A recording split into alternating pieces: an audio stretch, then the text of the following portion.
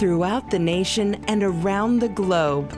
From his heart to yours, it's Dear James Live, bringing you intuitive insight, answers, and advice to your life questions. Hello, beautiful soul family, and welcome to Weekly Wisdom and Insights, your home for spiritually guided transformation and empowerment. I am your host, DearJames, and together with the unseen, Spirit, Source, and Symphony, we look at the current energies, the intuitive wisdom and insights, and we go as guided. And par for the course, lots of action, intensity, and change. And it's all really culminating and building from this back when we had the super full moon, the last super full moon in Gemini. Then we had Neptune direct. And now upcoming, we have the Sagittarius new moon that is coming up on Friday. And then on Sunday is the solstice, the December solstice. So there's a lot of energy, and we're going to cover the solstice next week. That'll be the final show for 2025, this 9-year. So let's stay where we are from the unseen. Welcome, Kiki. Welcome, Alicia. So here we have this very interesting, let's just get to the numbers and the astrology of it. So first off, we have 12. It's December's a 12th month, so that standstill release. It's that peduncle moment. We're right at that point before the cork pops and out, here comes the new. It's 17, following, be led, so show by example. And that's about your soul source connection. It's a 9-year. We're completing that. Small restraint, surrender. And then contemplation, which is an overview, a higher view of things, which is important, but really it's number 2, the receptive force, reflect. This is about the divine feminine within all of us. And so we are working heavily with the receptive force, as we will for our main theme and so forth, and moving into 2026. But let me just jump quickly to this. This is the astrological chart for the new moon in Sagittarius that's happening on the 20th of December. And something that was very interesting with this chart, when as you know, I intuitively read the chart. I look at the angles, any oppositions or trines and sextiles and squares and so forth. And immediately I heard a phrase that I have never heard before. And that phrase was and is concentrated eclipse. And so a concentrated eclipse spiritually signifies powerful, transformative energy, acting as a cosmic pause for deep introspection, releasing the old and embracing new beginnings, disrupting the normal to reveal hidden truths, prompting purification and calling for spiritual readiness or alignment with divine will, varying from a call to manifest, which is a New Age philosophy, to a reminder of judgment or redemption, which is in the Christian faith. It's a potent portal for profound change.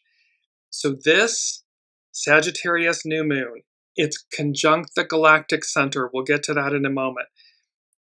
The super full moon that was in Gemini, Neptune turning direct. This is potent energy. It's a potent portal for profound change. Not just gentle intention setting, but rather shaking loose old patterns to usher in authentic growth. It is about transformation and change. It's a dramatic disruption of light and dark, symbolizing major life shifts, breaking old habits, and embracing new paths. Introspection and inner truth. It pulls focus inward, unveiling buried feelings, desires, and deeper self-knowledge, acting like a new moon on steroids. This is a new moon. So this concentrated eclipse, that phrase, again, I've never heard of it before. Here we are. So it's talking about a new moon on steroids. Release and renewal, a time to let go of what no longer serves you, shadows, old stories, and set powerful intentions for a brighter future. We've talked about this a lot, about emptying our vessels, polishing our stone, making room for the new. And so here, right on time, And that, let me just bring it up really quick. And it's, it's Sagittarius, it's the archer. It's about hitting the bullseye and really this release. And in this chart, let me just pull it back up.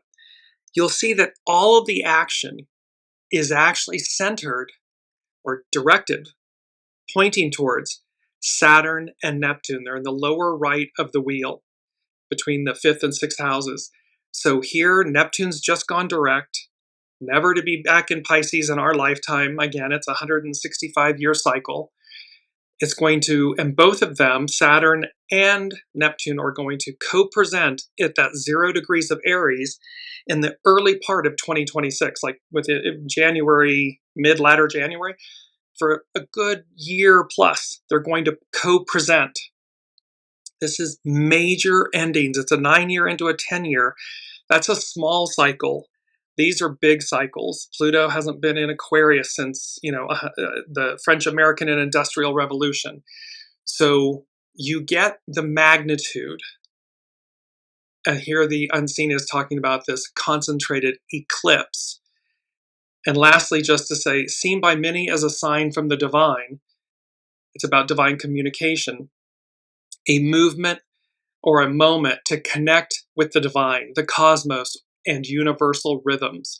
So all of this entire journey of Weekly Wisdom and Insights has been about aligning your soul source connection, honing and polishing your stone, emptying your vessel, making space for the new, letting go of the old stories, the scripts, the labels, the identities, the masks, all of this stuff that actually weighs us down as opposed to, liberates us, frees us up to take on this next octave of being. And it's as above, so below. We've talked about that a lot. As above, so below. All the major outer planets are changing signs within a 16-month window. It hasn't happened in eons that, like a Swiss clock, everything's going click, click, click, click, click to advance humanity and the whole of the whole forward. So let's jump to our main theme. And that is 2026, a new perspective - approach to life, divine intervention. So this is about a whole new, so 2026 coming up, it's all about a new perspective, how we see things, literally. Keep in mind, divine feminine, the divine. How the divine feminine, the receptive force, for 2,000 plus years has been, oppressed and suppressed and maligned and, just really had a rough go. Well, here she comes. And it is number 1 from the unseen this week. The receptive force takes the lead, overcoming the pain of the past. And when they said this, when I heard this from the unseen, the receptive force takes the lead, it was like a racehorse announcer. It was literally like that thoroughbred, the race, and the receptive force takes the lead. That she outperforms, she delivers, and she's, it's like the Triple Crown. She comes forward at exactly the right moment. That awakens that within all of us. Again, this is not about gender and sexuality or anything of that. This transcends all of that because we have both divine masculine and divine feminine within us, regardless of gender. So the issue here is how this awakening and this pivotal transformation of the divine feminine, the receptive force, soul source connection, takes the lead, overcoming the pain of the past. And we have divine intervention. So divine intervention means a deity, God, the divine, actively stepping into human affairs to change a situation, often through miracles or unexplainable events, guiding destiny, providing protection, or answering prayers, seen as a supernatural act beyond natural laws to bring about a specific outcome, like a miraculous rescue or a life-altering turn of events. It's the belief that divine power influences human lives, sometimes subtly, like guiding thoughts, or dramatically, like parting the Red Sea. We've talked about this too. Just because what we would call biblical events, occurrences, haven't, air quotes, happened in 2,000 years, doesn't mean they won't. They've happened before, they'll happen again. And so key aspects are the divine directly interfacing and interacting with the natural courses of events. The event defies normal explanation, leading people to attribute it to the divine, meaning it's something that's can't be explained. It occurs to fulfill a divine plan, bringing glory to God the divine, or answer pleas for help. It can range from produced and profound miracles, like a resurrection, parting the seas, to more subtle shifts in fortune and destiny. And we had that aspect about, those that will rise and those that will fall. And so here, this is speaking about this divine intervention is about, it can be from the subtle of in fortune and destiny. And lastly, examples of it are like the biblical Exodus, Master Jesus' miracles, personal near-death experiences that feels divinely orchestrated. Welcome, Colleen. So 2026, a new perspective - approach to life, divine intervention. And the receptive force takes the lead, overcoming the pain of the past. And it was said like this radio announcer. So there's a great, there's an intensity, when you're listening to the racetrack announcer, there's an intensity to the event, to the moment, to the energy. And of course, when the receptive force takes the lead, crosses the finish line, there's euphoria there in the announcer's voice and in the fact that, like the Triple Crown, you won the race. So let's jump back, and I just want to go back quickly to our astrological influences, because here it is. It is this concentrated eclipse energy.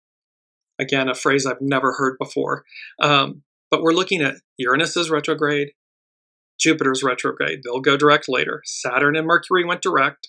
We had that super full moon in Gemini. It was intense, followed right by the Neptune direct, turning direct at that anaretic degree, that final degree of the final sign of the zodiac. And now coming up on the 20th is the Sagittarius new moon. 21st is the solstice. So, and all of this pointing, just bringing that, you can see, and bookending, look at that, the in the lower left corner of the wheel, there's the moon and the sun. They're conjunct at 28 degrees Sagittarius. Bookending them, on the left is Venus, on the right is Mars, divine feminine, divine masculine, and they are squaring.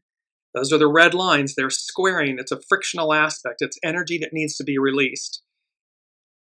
Saturn and Neptune at these very final degrees of Pisces before they enter Aries.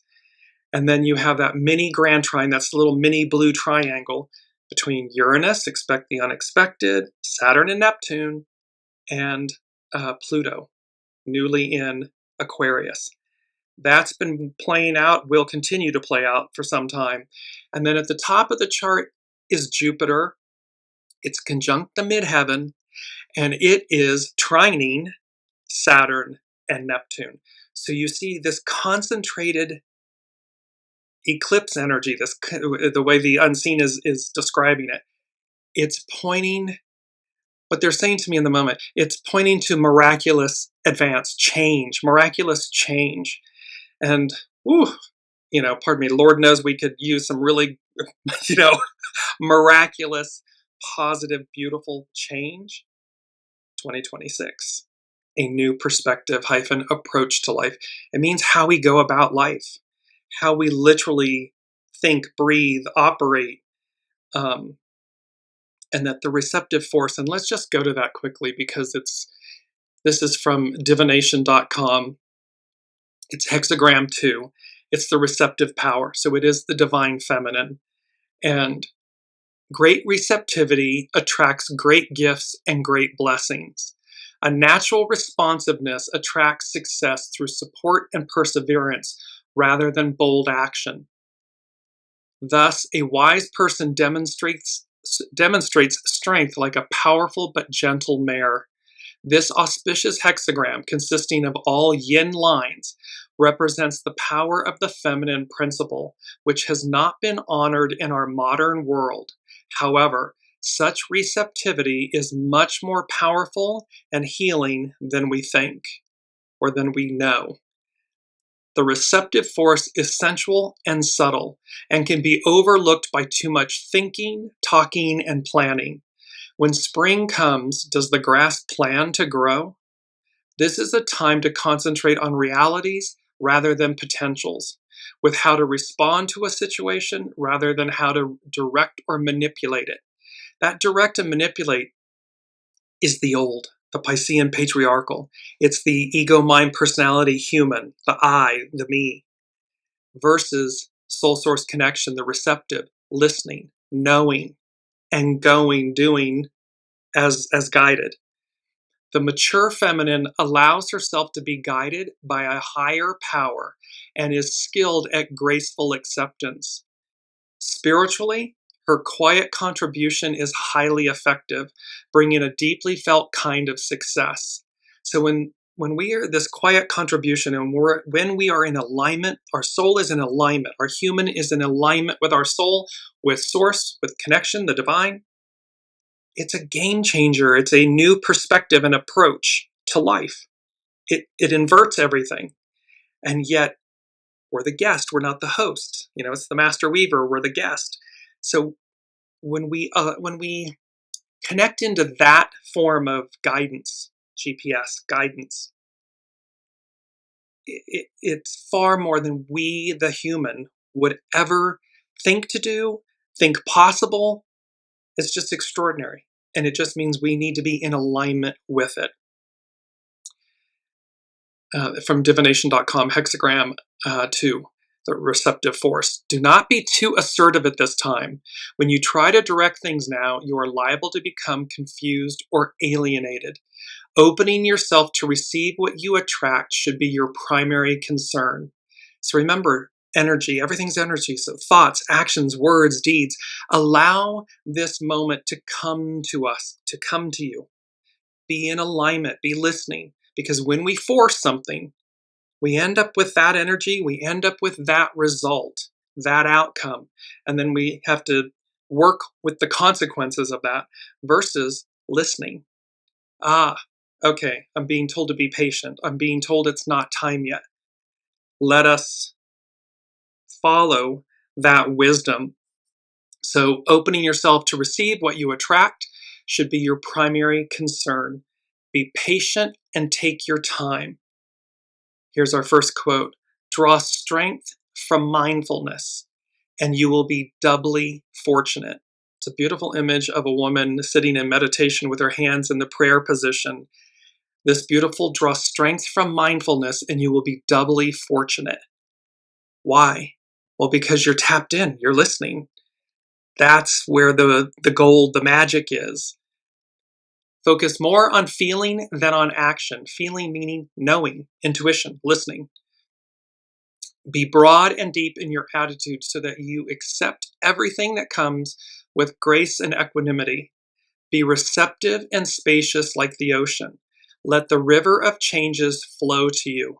You might allow a person or a partner to take the lead for now. Strive for a natural responsiveness that is based on inner strength rather than outer show. This is all about inner wisdom, inner knowing, inner strength, listening, and going as guided. You will be able to go further by letting go of control rather than forging ahead under your own steam. And this brings us to our next quote.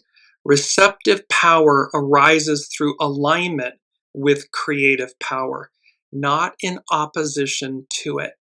So the receptive power, divine feminine, arises through alignment with creative power, divine masculine, not in opposition to it.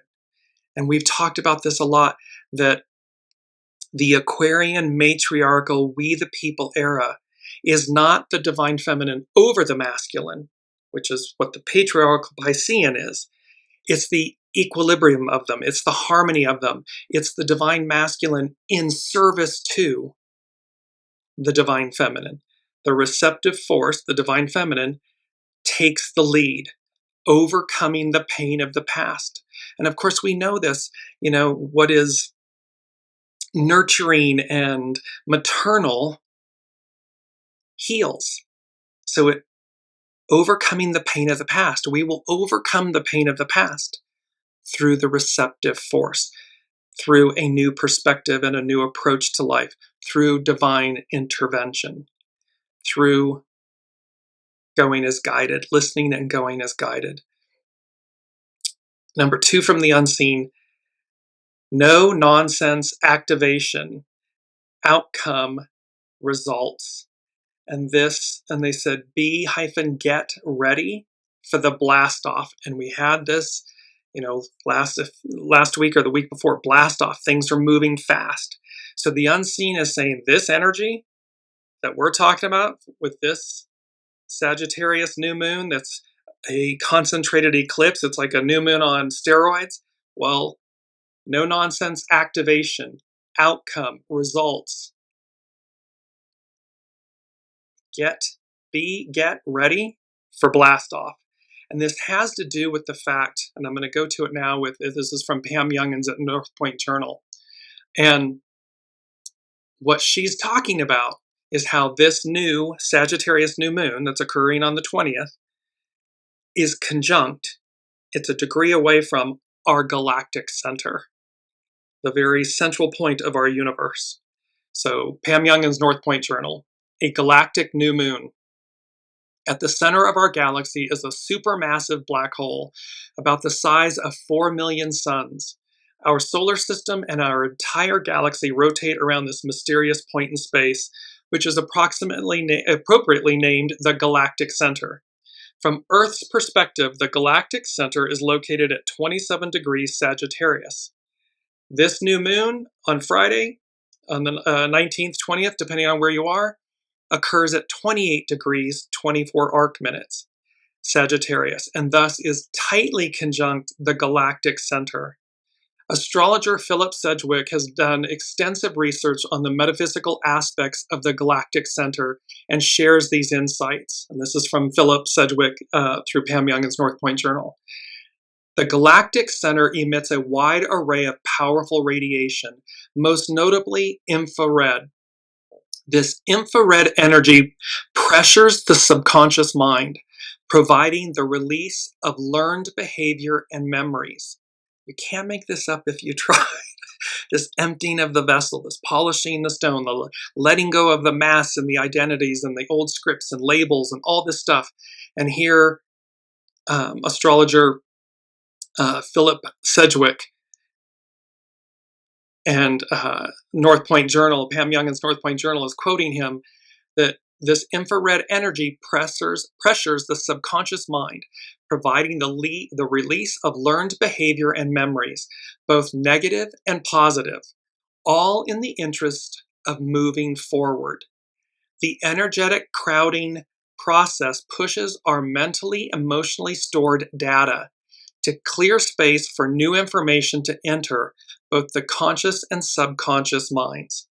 So this concentrated eclipse, as the unseen is calling this Sagittarius new moon, this new moon on steroids, that is tightly conjunct the galactic center, per astrologer Philip Sedgwick, this is about clearing space for new information.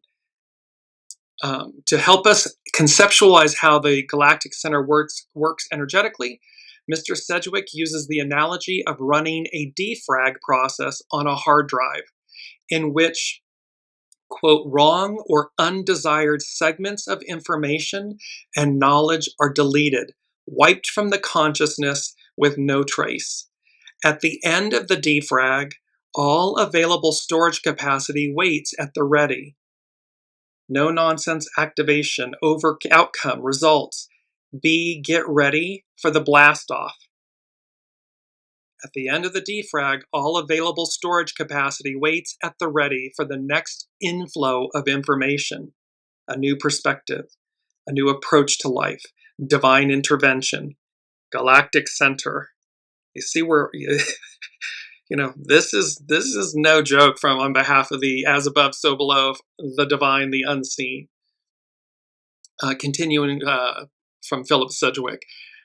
Quote, the galactic center's infrared jolt to the energy field naturally induces the release of past memories that preclude an individual from making progress in life. The mental barriers to understanding a new idea or receiving insight gracefully yield, the receptive force gracefully yield under this influence. It's the receptive force, it's the receiving. Once the galactic center has cleared the consciousness of undesired knowledge and beliefs, we can then receive a download of information. In this context, Mr. Sedgwick calls the galactic center one of the creator's loudspeaker systems and informs us that, quote, the information from the galactic center is incisive, direct, informative, and about 6 to 9 months ahead of its time. It's advanced. It's advanced wisdom. It's advanced technology. It's advanced knowing. When the sun and moon align on December 19th, they will activate the galactic center defrag process, clearing the way for new insights and understandings. This influence will be observable in various ways throughout the new lunar cycle. And that's not all. I mean, this is intense energy. Put in the comments. I don't know about you all, but what the unseen is talking about, what Pam Youngins at North Point Journal and Philip Sedgwick are talking about, and how the unseen is literally saying to us, 2026, it's a paradigm shift. It's a whole new world. It's a new perspective, a new approach. It's divine intervention. It's the receptive force. It's this defrag of our conscious and subconscious minds. And it's no-nonsense activation, outcome, and results. Get ready for blast off. Because I believe it was Astro Butterfly, there's really no turning back. Nor would we want to. However, the point is, there's no turning back. It's number 3 from the unseen, a higher view, VISTA of things. And this had to do with that fly like an eagle medicine. And they said, you're no longer grounded at the gate. All aboard. And this, pardon me, I've got to put my specs on, in this raised voice. So a higher view and vista of things. Fly like an eagle, it's eagle medicine. We have a higher overview of things. You're no longer grounded at the gate. And then this shouting voice, all aboard. And then mixed metaphors. All of this speaking to an expansion of understanding. I'm going to come back to mixed metaphors in a second. I just want to finish up with Pam Youngins, so North Point Journal. So she said, and there's more. Even if it were not aligned, meaning this new moon in Sagittarius, even if it were not aligned with the galactic center, this last new moon of 2025 would still be considered a powerful event. The lunation is square, that's a frictional aspect, so it's square both Neptune and Saturn in Pisces, thus activating the Saturn-Neptune conjunction and requiring us to face a reality that we may have been avoiding. Potential manifestations include confusion or discouragement as illusions fade and masks dissolve. Core beliefs are challenged and may be rewritten. The status and integrity of partnerships, alliances, financial matters, and creative endeavors are highlighted with the new moon conjunct both Venus and the asteroid Juno in the late degrees of Sagittarius. The lunation is also separated by only 5 degrees from Mars in early Capricorn, increasing determination, self-reliance, and the ability to pour our energy into a longer-term goal.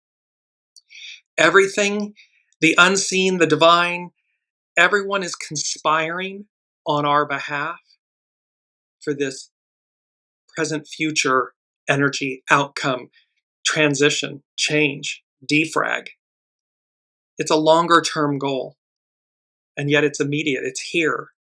And remember, the unseen said some shows ago that with Pluto and Aquarius and everything, that it would be front-loaded. These energies would be front-loaded, meaning they would be most intense for the first, 1, 3, 5 years, and then kind of mellow out, dissipate, mellow out. So there's going to be an intensity in this transition, in this renewal process.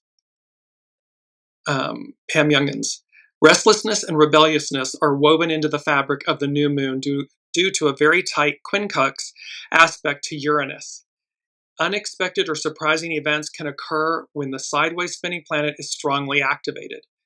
Meanwhile, Luna's quincunx to Sedna in early Gemini tells stories of deception, betrayal, and abandonment, offering us the rewards of our efforts and for our attention to self-care. The new moon is also trying both wounded healer Chiron and Eris, warrior for women's rights. With these lunar aspects, we are overcoming victim consciousness and gaining the confidence to take positive, assertive, unapologetic action. So wounded healer Chiron, conjunct Eris, the warrior of women's rights. The receptive force takes the lead, overcoming the pain of the past. That's the warrior, that's the victory, that's the Six of Wands in the tarot. And this is, of course, Eris, representing the warrior of women's rights, and Chiron representing the wounded healer and how we heal. And finally, a crossroads. The new moon is also tightly conjunct the asteroid Hecate at 27 degrees 50 arc minutes Sagittarius, who is known as, quote, the goddess of the crossroads.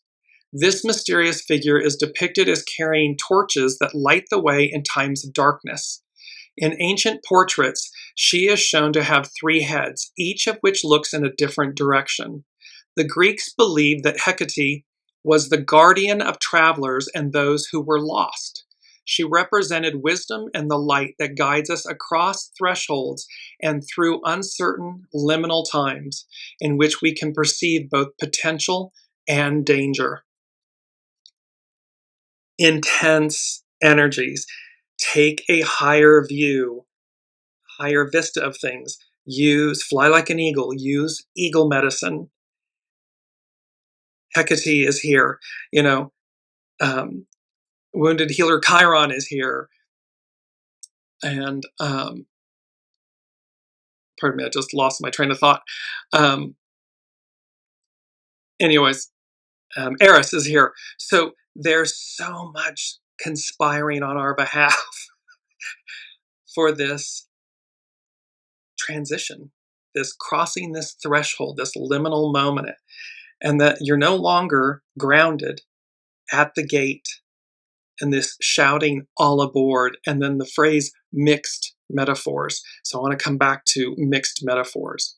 Well, mixed metaphors, in a spiritual context, the use of mixed metaphors can deepen understanding of complex, abstract truths by offering multiple, complementary perspectives that prevent limiting the subject, such as the nature of God or the divine or the path of spiritual growth, to a single narrow image. This is talking about, the unseen is talking about the fact that it's like they're showing me, so we've been given the example of the thoroughbred at the racetrack and the racetrack announcer. And then they're showing me a Clydesdale horse where the blinders are on. The Clydesdales have, blinders left and right, so they don't have peripheral vision. They can only see directly forward. This is speaking this whole 2026, a new perspective, approach to life, divine intervention, the receptive force, mixed metaphors. This is going to deepen our understanding of complex, abstract truths by offering multiple complementary perspectives that prevent limiting the subject. Our understanding of the unseen, the divine, the receptive force, the role she plays, its spiritual significance. Rather than being a literary error, the intentional mixing of metaphors in religious and spiritual texts is a deliberate rhetorical device with specific purposes.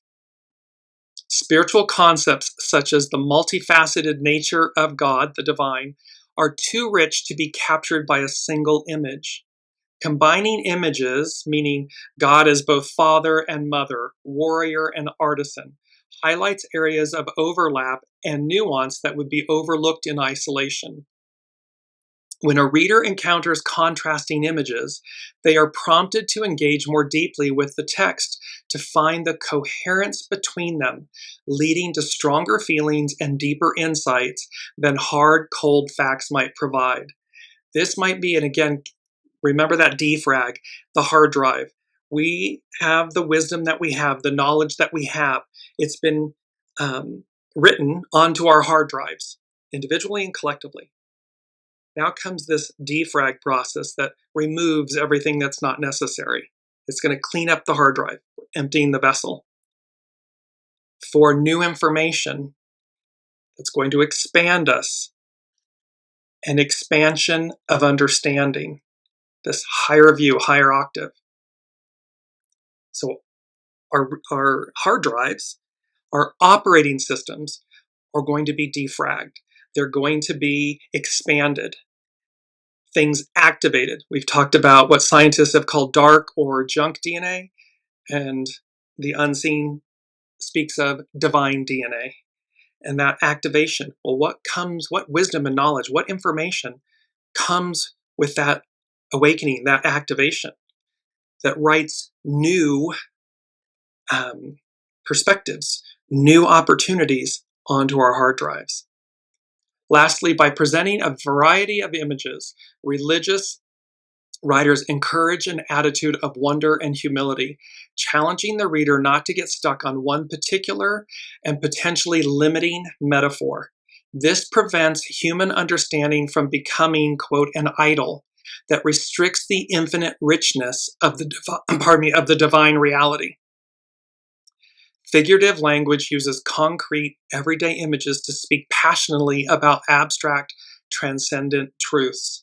A mixed metaphor can create a wonderful challenge by juxtaposing images in a way that suggests the subject is beyond full human comprehension, a mystery that inspires contemplation. And here, a higher view and vista of things, fly like an eagle medicine. You are no longer grounded at the gate. That's a metaphor for an image of an airplane. So aviation travel. You're no longer grounded at the gate. All aboard, well, that speaks to either trains or ships. So there's a mixing of metaphors, these mixed metaphors, and expansion of understanding. It takes us to number 4 from the unseen, which is always foundational. 4s are foundational. And they said, round and round and round it goes. And then they put in parens, evolution. Where it stops, nobody knows. And then the wheel of fortune. And they said, it's all or nothing. No half measures will do, will suffice. So I just want to take us to round and round and round we go. So the phrase round and round and round it goes, where it stops nobody knows, originally associated with games of chance, carries several potent spiritual and philosophical meanings related to life's cyclical nature, the concept of karma, the unpredictability of fate, and the importance of surrendering control to a higher power. The spinning motion represents the endless repetitive cycles inherent in existence. The continuous loop symbolizes birth, life, death, and rebirth. It's reincarnation or samsara in Hinduism and Buddhism. Just as a wheel spins without a clear beginning or end, life is seen as a constant process of renewal and change. This is also the phoenix medicine that we've spoken about. The circular nature can signify eternity and timelessness, suggesting that while events repeat in cycles, seasons, days, human experiences, we've talked about astrology being cyclical, not identical, they are part of an infinite ongoing process that is beyond human comprehension. We're going to be, let in on a greater or a more vast array of mysteries, secrets, perspectives, living with this upcoming energy and with this Sagittarius new moon, this concentrated eclipse energy. On a personal level, it can refer to the repetitive, sometimes self-defeating cycles in life where individuals keep making the same choices or experiencing the same issues, running around in circles, without making real progress unless they make a conscious change. That conscious change is to harness your free will to recognize what you're doing, stop and pivot. Listen to the unseen, to your soul source connection. Harness the divine masculine, the creative force, in service to the divine feminine, the receptive force. That's a game changer. Then we break the cycles of secular running around in circles. The uncertainty of where the wheel will stop points to the unpredictable nature of life and destiny. The phrase emphasizes the human lack of ultimate control over outcomes. Many spiritual perspectives suggest surrendering this control and trusting in a divine plan or a higher power, as nobody knows the ultimate destination, because we're the guest, not the host. But our soul knows, source knows, the divine knows, the unseen knows. And it's speaking to us all the time. It's just a matter of whether we are listening to it and going as guided. This brings us to the Wheel of Fortune, this beautiful image by Brigitte Ashwood at Luminous Tarot. This evokes the classical, so the Wheel of Fortune, this evokes the classical and medieval concept of the Wheel of Fortune, where one's status or luck can rise and fall unpredictably, and the stopping point is purely a matter of chance or divine will, not entirely personal effort. A spiritual meaning can be the call to embrace the present moment and the inherent uncertainty of the future, rather than constantly striving to know or control what lies ahead. This is, Jesus, take the wheel, take your hand, Carrie Underwood, take your hands off the wheel. Because again, when we try to manipulate and control, it creates stagnation and it creates goo, shadow energy, lack. Where when we just say, okay, I may not know, it's the unknown, but I'm in alignment with the unknown. And so by default, there's knowing. There's a knowing that that's what I'm doing. There's a knowing that I'm trusting. There's a knowing that I'm listening. There's a knowing that I will be guided. I will be led. And thereby, I align and I take action or I take inaction, whatever the case may be, as guided. And lastly, it's about cause and effect, the principles of karma. The idea that what goes around comes around is a core spiritual concept similar to the law of karma, where actions have consequences that eventually return to the doer. The round and round motion illustrates this circulation of positive or negative energy and actions within one's life or across lifetimes. In essence, the phrase round and round and round it goes, where it stops nobody knows, is a powerful metaphor for the flow of life's journey, a journey that is continuous and ultimately in the hands of forces beyond individual knowledge or control. One can say that it's I, me, me, me. One is welcome to do that. You are welcome to do that. However, it negates the vastness of who you are, the vastness of your origin, the vastness of what is guiding you every step of the way.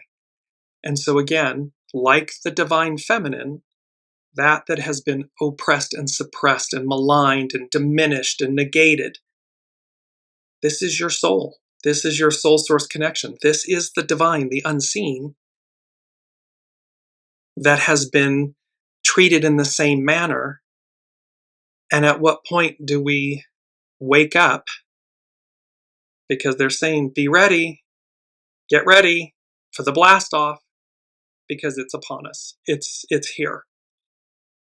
And lastly, the Wheel of Fortune is the 10th card, and it's the 10th major arcana in the tarot. And it signifies destiny, change, and life's inevitable cycles. representing the ups and downs we can't control, reminding us that good times and bad are temporary.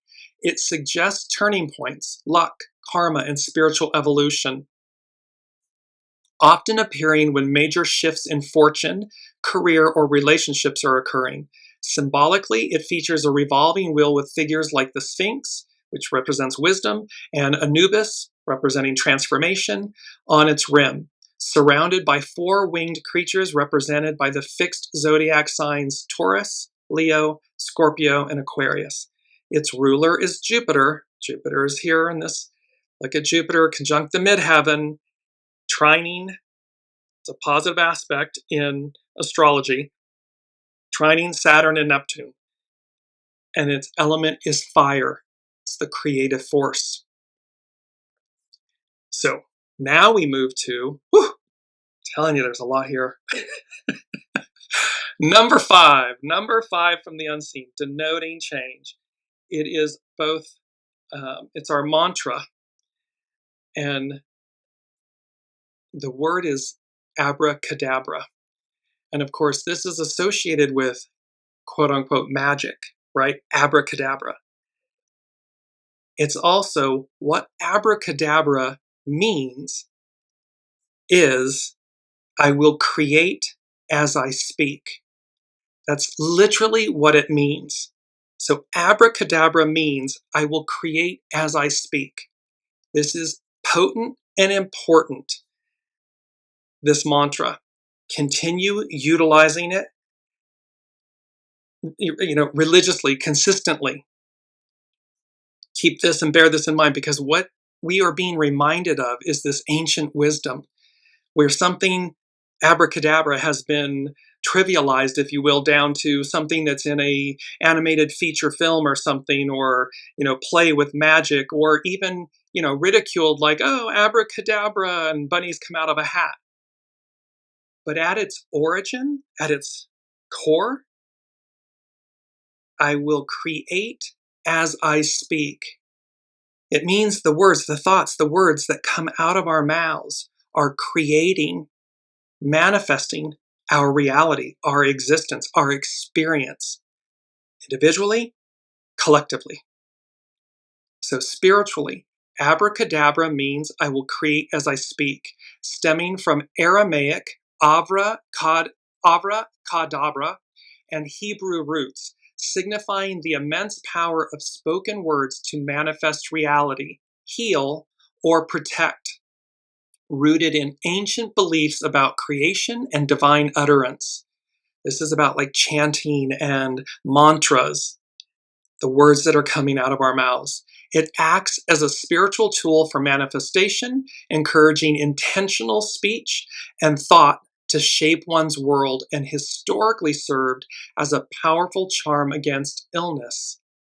The most common interpretation links it to divine creation, where God spoke things into existence, suggesting our words carry creative energy. In esoteric traditions, it's used to unlock consciousness and manifest desires, highlighting the connection between mind, word, and reality. Historically, it was inscribed in triangular patterns on amulets to ward off sickness, particularly malaria, as a powerful spell. Some theories connect it to Hebrew Ab, Father, Ben, Son, and Ruach HaKodesh, I hope I didn't, Holy Spirit, linking it to divine forces. Using the word as a reminder to be mindful of what you speak, ensuring your inner voice and outer words are positive and constructive. This is how you can apply this spiritually daily. And reciting it to activate, so in activation, reciting it to activate spiritual energy or focus intent on a specific outcome, making it a powerful mantra for personal creation. This beautiful, I'm just going to bring it up, this beautiful, and the image is of this iridescent rainbow-colored, lit-up tree of life. Abracadabra. I will create as I speak. Very powerful reminder as we move into the new 2026, this new perspective and this new approach to life with divine intervention and the receptive force. because again, there's power in remembering ancient wisdom. So abracadabra isn't a silly, again, trivialized word or statement used by magicians and so forth in animated films or something, or at a fun house. It's literally a reminder of the divine, of how we create. And this, I will create as I speak. And to use this word, abracadabra, throughout our day with focused intention, with purity, can't say that enough, the purity of intention with purity, but harness the power and the magic that lies within it. It's number 5, and 5 denotes change. So this is how we evolve all of this. So, and let me go to our key word. Our key word is recompense. And recompense, and you see this beautiful image again, Lady Justice, and she has these beautiful scales. And of course, there are 2 scales, correct? So in the Bible, recompense means to give back an equivalent for something done, suffered, or given, encompassing both reward for good deeds, like the divine rewarding the faithful, and punishment for evil, with the divine acting as the ultimate judge who justly repays each person according to their actions, urging believers to wait for divine justice rather than seeking personal revenge. It signifies the divine's meticulous equity, ensuring loyalty is rewarded and evil confronted, often in future judgment or a coming kingdom. So that's from a biblical standpoint. Recompense. It means, again, who's rising, who's falling, who's rising from obscurity, who's falling from grace. And that it is divine intervention. This is divine recompense. This rewarding, giving back an equivalent for something done, suffered, or given. And it speaks to, there's many, divine justice, reward and punishment, waiting on the divine, this contrast to human retribution, because unlike human justice, which can be flawed, biblical recompense or divine recompense is based on the divine's perfect standards, differentiating it from simple human compensation. So again, it's when we move below the surface, many times an event will occur and we will immediately be in judgment. We will immediately react. And yet, when we prevent that from happening, when we stop ourselves from doing that and we just stand back, we can allow a greater contemplation, a higher view of things, a deeper view of things. And with time, these things play out. In the moment, it can be gut-wrenching. And yet, over time, it doesn't mean that the event that occurred wasn't traumatic or tragic or, life-altering and so forth. It just means that we're willing to look below the surface to find the wisdom, the pearl, and this recompense about how divine recompense, how we're being given. And in this image, again, the female image, Lady Justice, the scales, and how that's being meted out, being given, but from a higher force, a higher plane, and thereby, we don't need to take, in a negative way, we don't need to take things into our own control in our own hands. Allow divine recompense to adjudicate, mete out, whether that's something positive or negative. Because again, it's in a sense like karma, energy. Everything's energy. And so karma is the balance. It's not retribution. It's the balance, the harmony. So if we're putting out something less than wonderful, that the boomerang, it's already coming back to us. And it will happen in spades. It always does. It may take, air quotes, time, but there's a divine, reasoning for it. We all play our roles, no matter how challenging that is to bear witness to, is what I wanted to say. So last but not least, let's move to Astrology by Lauren. And she is talking about transitions and Thor's hammer. On Wednesday, Neptune made its direct station in the last degree of the last sign of the zodiac. And like a water funnel forming around the drain of our lives, we see many aspects of our lives dissolving, receding, slowly transitioning. All the outer planets are in the process of transitioning. Pluto entered Aquarius last year. Saturn and Neptune both entered Aries and then retrograded back to Pisces for some unfinished business. The same with Uranus after it entered Gemini and now has returned to Taurus. Neptune will re-enter Aries on January 26th, as will Saturn on February 13th. So by February 13th, Saturn and Neptune are going to be at 0 degrees. They're going to be conjunct at 0 degrees Aries, the first sign of the zodiac. And they are going to co-present for, I think it's 12, 14, 16 months, somewhere in that neighborhood. So again, Neptune, high ideals, the highest ideals. Yes, it represents illusion, delusion, but these higher aspirations, ideals, co-presenting with Saturn, the great teacher, the taskmaster, how to make this, how to ground that, how to bring this into reality together. Uranus will re-enter Gemini at the end of April. In the meantime, we remain in this waiting area before finally crossing the threshold into the next era of our lives. A part of us may be clinging to the familiar, hesitant to let go of what we know. But until we are willing to do so, we will not reach the further shore.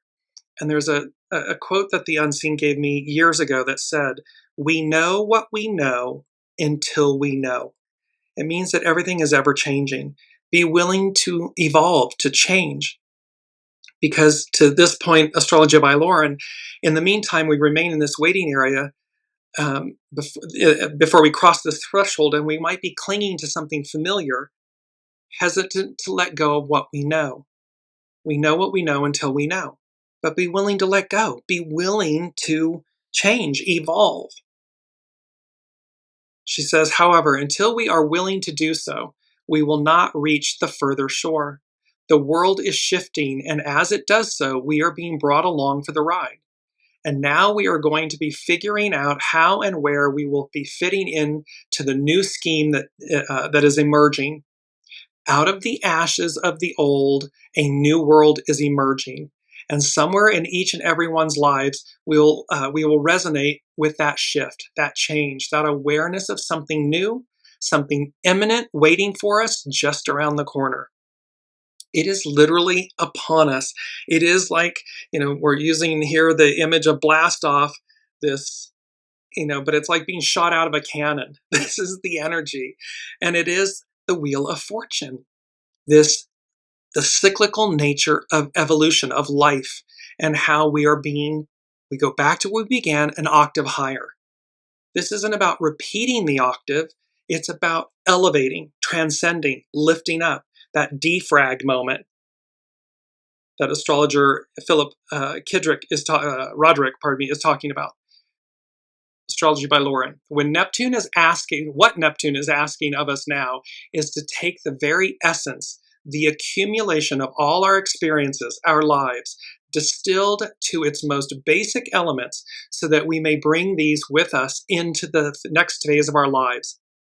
This is about bringing the best of the best and only the best of us into the next chapter, into the next era. So this is where, honing and polishing your stone and emptying our vessels and, defragging and decluttering and making ourselves lighter, ready for the adventure to come. Because that's what is before us. You don't want to have some extraordinary opportunity present itself only to have to say, oh no, I've got 6 months or a year worth of stuff I haven't addressed, so I couldn't possibly. Wah, wah. You don't want to be that person. You don't want to be in that place or space. You want to be ready for blast off. So be ready, get ready. Astrology by Lauren. And in this process of distillation, we are also being asked to connect with our own inner Neptune, whether that be spirit, the heart of the matter, or the very essence of our own being. It is this part of us that knows right from wrong, whether we call it conscience, the whisper of intuition, that transcendent voice of understanding. It is this that will serve as a guide as we enter this next phase of our lives. This is your soul source connection. That's what she's talking about here. Hence the necessity to connect with our own inner Neptune. Neptune wants for us. The unseen wants for us. The all that is wants for us, and they want more for us. And that's what's being delivered. That is what's going to happen. As above, so below. Lastly, Mars at the very last degrees of Sagittarius was square Saturn, and now Neptune. The Sun, also at these late degrees of Sagittarius, is approaching its squares to both Saturn and Neptune, culminating with the new moon on the 19th. These squares, or the 20th, depending on where you are, these squares are making us all too aware of the transitions that we are being presented with. It can feel like wading through quicksand. It can feel like sadness. It can feel like doubt. Mars, Saturn, and Sun, Saturn can be resistant, avoidant, and riddled with obstacles. Mars, Neptune feels drained, sometimes even defeated and deflated. So, if you find it difficult to get things done over these weeks, these are the culprits. Self-acceptance and patience are required. Let us all be kind to ourselves. It is this moment of up-leveling, and it's about being proactive and listening. Doing what's necessary. Take the necessary steps in a receptive force manner, meaning I know what to do or not to do, and I'm listening and I'm going as guided. And finally, Thor's hammer, this astrology by Lauren. Thor's hammer is a name given to a configuration, an astrological configuration, of at least 3 planets that form what looks like a clunky spear, with 2 planets forming a 90-degree angle, that's a square, aspect to one another. A third one comes to the opposite midpoint of the 2 planets, making a 135-degree angle to each. Stealthily and yet powerful.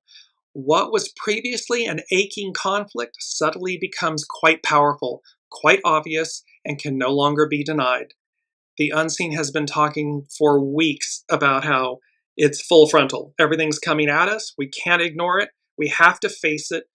We have to defrag it, cleanse it, purify it as we move into the new.